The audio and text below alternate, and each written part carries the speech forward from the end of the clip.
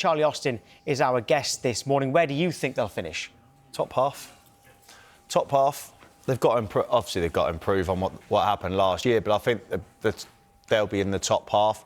And you've got to give the other teams credit, right? The teams that have qualified for the European competitions. Yes, they've got to adapt to the more games being in there, but Man United have really got to step up their game to get into them places. So for me, I'm just going to say top half. So obviously it's progress because they finished a lot lower than that last season. But is that enough progress for a club like Manchester United? That's not enough. And like I said, look at the signings they've got and their new forward line, etc. With Sesko down the middle and Buemo and Matheus Cunha. But like I said, for me, there's way more pressure at Manchester United. And Buemo was brilliant at Brentford. There's no getting away from that. Matheus Cunha was brilliant at Wolves. There's no getting away from that. But Manchester United, there's so much more pressure. They are worldwide known everywhere. And if you don't perform one or two times, that's it, fans on your back. They need instant performances, especially after what happened last year, and especially this is why they've been brought into the football club. Well, this is Sky Sports Fan Club. Let's bring in a Manchester United fan now, and that is Adam Stott. Adam, you've just heard Charlie Austin say that he expects Manchester United to finish top half and no better than that. What do you think? Come on, Charlie, mate. They're better than that. Them signings are going to take us right into the top four, but Is that what is the minimum requirement? Because you are smiling there, but I'd imagine that's your aim. But what's the minimum requirement?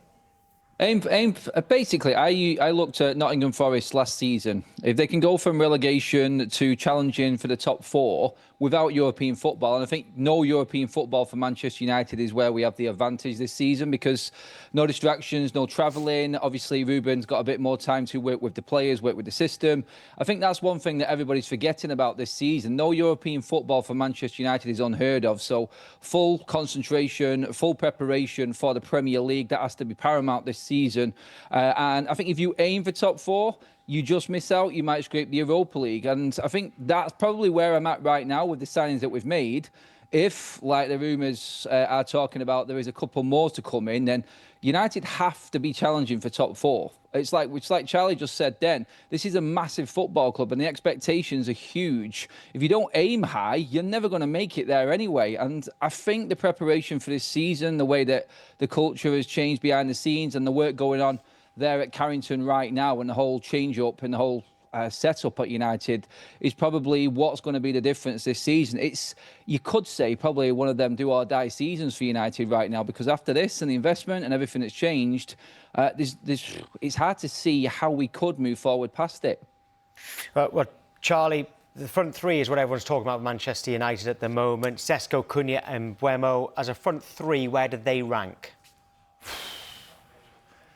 It looks solid and flat across the board, but like I said before, that it's the pressures of Manchester United that come with it. It's all right performing for Brentford and for Wolves respectively, but Manchester United are a massive club and they have to do it week in, week out. So are they a top four front line?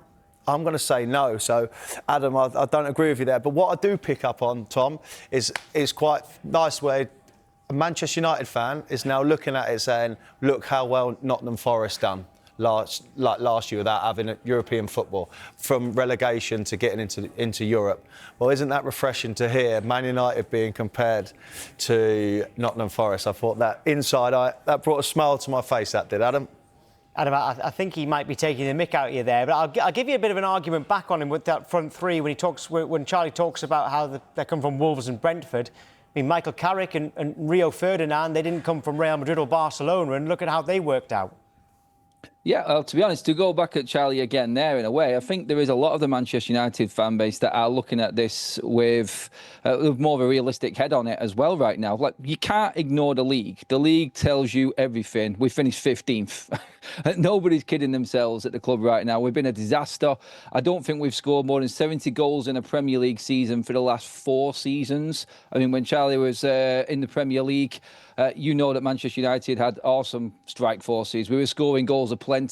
That alone tells you exactly what the problem was. And for the first time this transfer window, United have gone in with a plan. They've seen exactly where United are failing. Yes, we need a goalkeeper, we need a midfielder, but goals have dried up for United. They've gone in and bought 3 players there. Prem-proven players in Cunha and in Mbeumo, which we haven't done at all realistically in the last 10 years. We've been buying players, testing them from overseas. And like Chalie said, it is a big job coming to Manchester United. But I think if you look into the detail of Manchester United's window and how they've approached it this season, it's looking into the characteristics, the characters of the players. You're looking at Cunha there, leadership, and Mbeumo leadership. Sesko is the up-and-coming player. Now, you would have thought it's a similar scenario to Rasmus Højlund last year. He's actually younger than Rasmus Højlund, but another young striker coming in with no Premier League experience.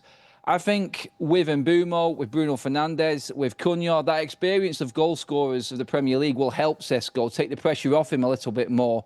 I think that's United's plan in this. But I think all Manchester United fans, that strike force there, know that only works if you've got the backbone to the team. And that midfield is probably where Manchester United fans are looking at now and saying, that's where the next bit of investment needs to come, because we have been overrunning midfield in this Ruben Amorim system. And if he's going to trust in Bruno, who's coming from that 10 role, to move back into the 8 because he just bought 2 new 10s in Mbeumo and Cunha, then someone needs to play next to Bruno, who is the master of that trade in the middle. And that's, I think, where obviously the Carlos Baleba story has come out, and then rumours about signing from Brighton. And again, like Chalie said, Manchester United buying Brighton players. That's our competition now. It's accepting where you are and knowing you have to build from scratch again at United. And it's hard to take because, like Chalie said, it's a big club. But that's the reality right now. And this one chance without European football this season is probably what United need to take advantage of. Adam, if Manchester United make a bad start to the season, I know you're hoping they don't, but if they do, what happens with Ruben Amorim? Because he is now building a squad for his system. There won't be the right players if a new manager comes in and wants to play 4-2-3-1 or 4-3-3. So if you make a bad start, what do you want to see happen with Amorim? Well, the start of his career at Manchester United has been a disaster. He's just coming off the back of our worst ever Premier League season. And he did play the part in that. He came in, he said, I'm playing my way. He wouldn't adapt to the players. He wanted the players to adapt to him, and they didn't. That's why we've released 8 first-team players from this time from last year. They just didn't want to work for him. But results are results. Manchester United need to be up there. Manchester United, I think, have got Arsenal, City, Chelsea and Liverpool in the first 8 games of the season. This is a tough start for United, but I think everybody's out of patience right now. There's no sentiment left. It's now he has to deliver, Ruben Amorim. And I think with these players, he hasn't got any excuse. We want to be able to judge Ruben properly and not have to talk about, well, it's the ownership, look at what's going on behind the scenes, this is disrupting this, how can he perform with players like this who don't even want to play for him? And now he's got the players in, and these are really good players that every big club, as we know, in Europe and in the Premier League in particular, was after. He has got quality in this side right now. And if he doesn't deliver, the pressure will be on. And as much as he's got a good relationship with the owner, Sir Jim Ratcliffe, I think that will be tested. If United are languishing where Chalie says he thinks we're going to finish up, then everyone's going to be looking at this differently, because when the window shuts, it's all on the football. And if the football's not working and it's not looking good, United are mid-table, then there's only one man that they're going to look at, and that's the man in the dugout, and that'll be Ruben Amorim. Adam, great to speak to you. Thank you. Cheers, guys. I've had loads of voice notes coming in on WhatsApp, and here's one from a Manchester United fan. Come on, Chalie. This is Manchester United we're talking about, brother. Finished 15th, but still attracting big talents like Benjamin Sesko, Cunha, and Mbeumo. Come on, guys. United are coming for everything this season. All new attack. We just completed the treble in pre-season, and we're coming for the treble on season. Come on, United.